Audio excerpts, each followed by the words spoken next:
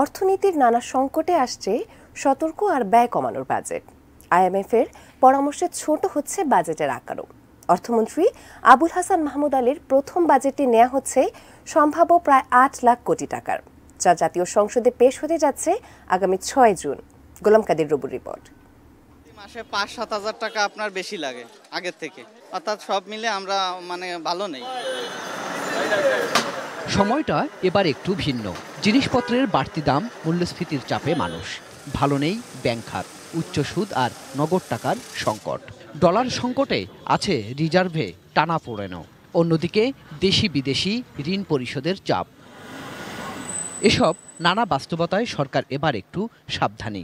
ছোট করছে সরকারের বাৎসরিক আয় ব্যয়ের হিসাব বা বাজেট। সম্ভাব্য আকার তাই ধরা হচ্ছে প্রায় ৮ লাখ কোটি টাকা। আগে যেখানে বাজেটের আকার বছরে বছরে বাড়ত ১০ থেকে ১৩% পর্যন্ত, এবার তা বাড়ছে মাত্র ৫%। অবশ্য আন্তর্জাতিক মুদ্রা তহবিল বা আইএমএফের পরামর্শও ছিল বাজেটের আকার ছোট করার। আইএমএফের বিভিন্ন ধরনের যেসব পরামর্শ ছিল তার একটা প্রতিফলন বাজেটে আমরা দেখব।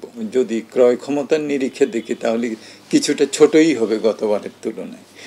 তো এটার একটা বড় কারণ আমার মনে হয় যে চলমান অর্থনীতি যে ধরনের বিভিন্ন অনিশ্চয়তা এবং বিভিন্ন ধরনের চাপের মধ্যে আছে, তারই প্রতিফলন আমরা কিন্তু বাজেটে দেখছি। এনএসসি এবং সদস্য সকলেই এই বিষয়টা অনুমোদন দিয়েছেন। আমরা এখন এটা গ্রামীণ স্বাস্থ্য, গ্রামীণ যোগাযোগ ব্যবস্থা, গ্রামীণ শিক্ষা ব্যবস্থা, এগুলির উপরে বিশেষ দৃষ্টি পড়বে বলে মনে করি। বাজেট তুলনামূলক ছোট করলেও রাজস্ব আয় কম ধরার সুযোগ নেই সরকারের, উল্টো বাড়াতে হচ্ছে। রাজস্ব আদায় লক্ষ্যমাত্রা ৫,৪৬,০০০ কোটি টাকা। তারপরেও ঘাটতি থাকবে ২.৫ লাখ কোটি টাকা, যা মেটাতে বেশিরভাগ ঋণ নিতে হবে দেশের ব্যাংক ব্যবস্থা থেকে। আর তাতে বঞ্চিত হবে বেসরকারি খাতের বিনিয়োগকারীরা। ফলে কমবে প্রবৃদ্ধিও। আবার রাজস্ব আদায়ের চাপ পরোক্ষভাবে পড়ে ভোক্তাদের ওপরেই। যদিও বাজেটে সরকার চায় মূল্যস্ফীতি ৬.৫% মধ্যেই ধরে রাখতে।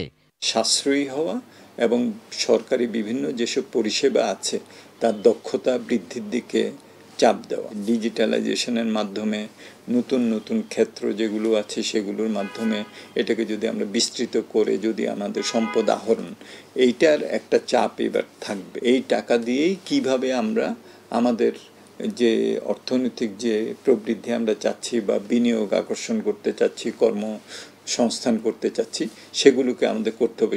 একদিকে জনগণকে স্বস্তি দিতে নানা খাতে কর ছাড়, ভর্তুকি প্রণোদনা, সামাজিক সুরক্ষা বাড়ানো সহ নানা পদক্ষেপ থাকছে বাজেটে।